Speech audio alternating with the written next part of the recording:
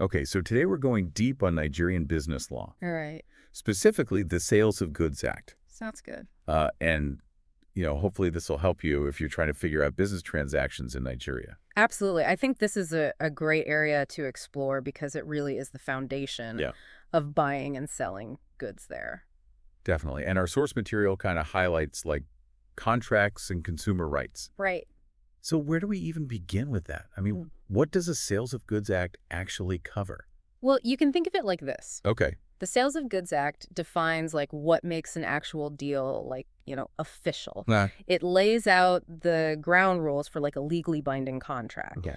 So when you agree to buy something and the seller agrees to sell it, Mm-hmm. that's where this comes in. Okay. And it also covers those promises sellers make about their goods, Right. which are known as conditions and warranties. Okay. So, for example, like if you're buying textiles from a supplier, Yeah. the act makes sure that they meet certain quality standards or that, specific details about their production, Yeah. like where the cotton comes from is actually accurate. So it's not just like a handshake No. and hoping for the best. No. There's real legal weight behind these agreements. Okay, so there are actual repercussions Absolutely. if things go wrong. Yeah. The act also dictates how ownership of the goods moves from the seller to the buyer. Okay.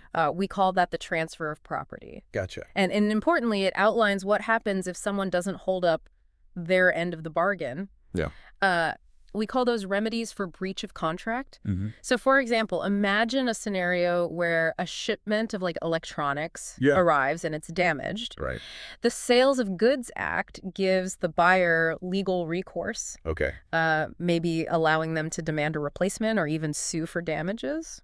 That makes sense. Yeah. So it's all kind of coming together now, but we're talking specifically about Nigeria here. Right. So is there anything that makes their Sales of Goods Act unique or different from other countries? Yeah, it's fascinating how cultural influences can shape legal interpretations. Okay. One example that comes to mind is the concept of good faith in negotiations. Mm-hmm.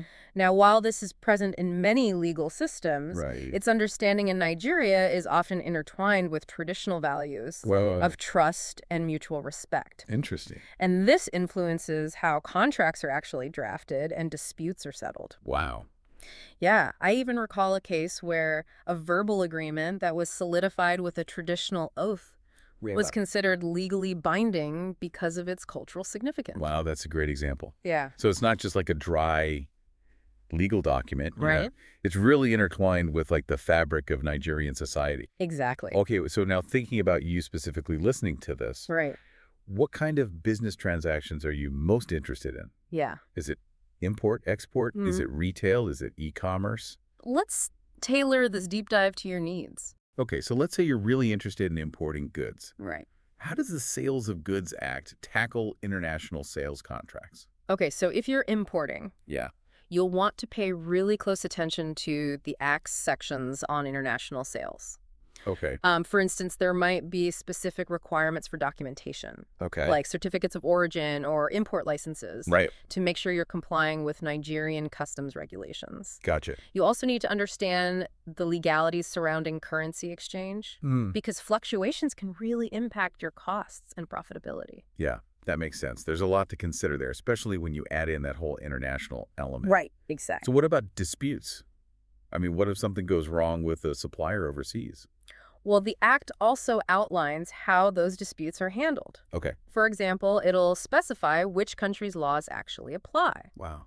and what options you have for resolving any disagreements. Okay. Now, some argue that these provisions, while they offer a framework, can sometimes be difficult to navigate in practice, Really? especially when you're dealing with suppliers from countries that have vastly different legal systems. So being aware of all that is super important. Absolutely. Yeah. Okay, so would you say that having a good understanding of the Sales of Goods Act, even for someone just starting out, is important? I think it's essential. Yeah. Understanding the legal landscape, especially this act, is like having a roadmap for safe and successful business in Nigeria. Okay. It protects both buyers and sellers and Right. provides a clear framework for navigating, the complexities of transactions. Perfect. So we've only just scratched the surface here, Yeah. but hopefully this deep dive has given you some valuable insights Right. into the Sales of Goods Act in Nigeria. Absolutely. And this kind of brings up an important question for you. Okay. Knowing what we know now, Hmm. how can you use this knowledge to strategize and make sure your business transactions in Nigeria Right. are not only profitable, but Yeah, also legally sound? that's the key. Exactly. And, perhaps consider consulting with a legal expert Okay. that specializes in Nigerian commercial law Right. for tailored advice, or maybe diving deeper into specific sections Yeah. of the act that are relevant to your business activities. That's great advice. Yeah. Remember, a deep dive is all about starting the journey. Uh-huh. So keep exploring, keep learning, Right. and you'll be well on your way to mastering the world of Nigerian business law. Exactly. Awesome. Thanks for joining us. Thanks for having me. And we'll see you next time for another deep dive. Sounds good.